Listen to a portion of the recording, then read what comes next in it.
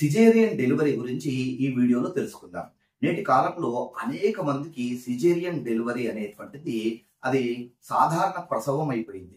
డాక్టర్లు కూడా ఒక మంచి రోజు చూసుకొని రండి అని చెప్పడంతో చాలా మంది తల్లిదండ్రులు ఏం చేస్తున్నారు, ఆ రోజు కాస్త మంచి నక్షత్రం ఉన్నటువంటిది చూసుకొని ఒక మంచి రోజు చూసుకొని వెళ్ళిపోతూ ఉన్నారు. సరే, ఇదేం తప్పేం కాదు, కానీ కాస్త మనకు మంచి రోజు చూసుకునేటువంటి అవకాశం ఉంది కనుక కేవలం నక్షత్రం బాగుంటే మాత్రమే సరిపోదు.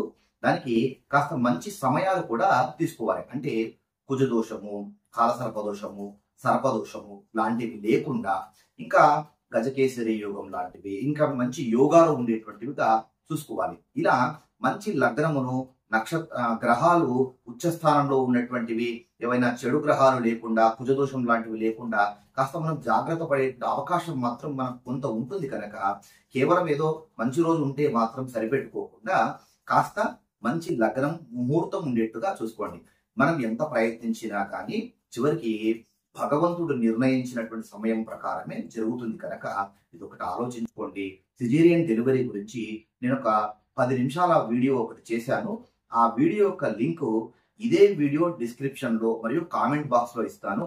దాని గురించి పూర్తి అవగాహన వచ్చేట్టుగా ఆ వీడియోలో చెప్పాను.